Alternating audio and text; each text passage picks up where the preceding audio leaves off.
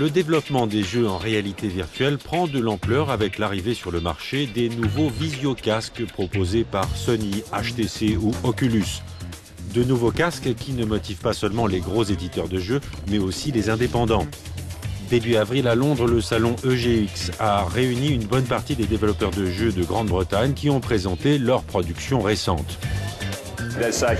L'intérêt pour la réalité virtuelle est énorme et les développeurs indépendants font les choses les plus intéressantes. Avec la plateforme, ils font de petits projets vraiment chouettes. Et les visiocasques sont de plus en plus populaires. Les productions indépendantes vont finir par être plus nombreuses que celles des gros éditeurs. Parmi les développeurs, l'italien Tiny Ball Studio a présenté son dernier jeu de réalité virtuelle titré Blind, aveugle.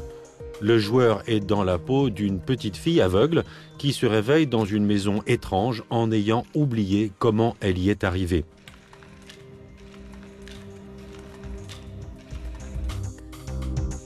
Le joueur doit s'aider uniquement des sons et des échos autour de lui pour tenter de retrouver son chemin. Bien sûr, vous avez les yeux bandés, c'est un peu étrange en réalité virtuelle, mais vous avez des pouvoirs un peu comme Daredevil.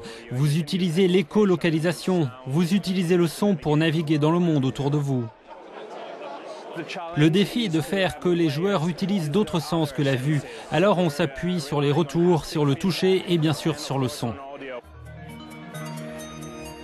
Pour les joueurs, la réalité virtuelle propose un nouveau concept, une sorte de réalité augmentée où ils peuvent s'évader.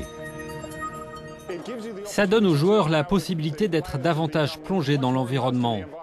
Quand ils jouent, ils oublient que le monde réel existe. Il n'y a pas de limite sur les côtés de l'écran et le jeu les entoure complètement. Les créateurs de jeux du studio Freakstorm ont eux aussi présenté leur nouveau jeu. L'intrigue tourne autour du docteur Gvorak. Le joueur contrôle 3 personnages qui ont chacun des pouvoirs particuliers et qui doivent ensemble contrecarrer les plans du méchant docteur Gvorak, l'ennemi qui règne sur la réalité intergalactique. L'avantage des indépendants, c'est qu'on peut tout essayer. On n'est pas contraint par des budgets AAA, ni obligé de jouer la sécurité. Beaucoup de gens essayent des choses nouvelles. C'est la nouvelle frontière du jeu. Personne ne sait ce qui fonctionne, on essaye et on voit ce qui fonctionne.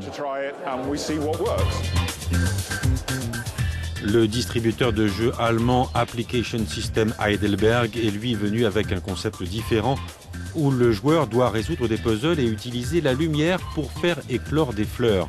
Le jeu s'appelle Carpe Lucem et il s'agit de saisir la lumière.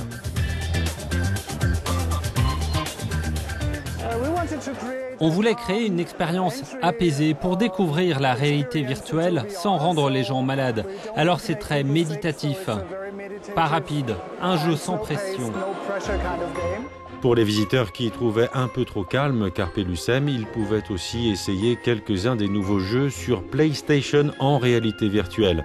Certaines de ces productions étaient présentées pour la première fois.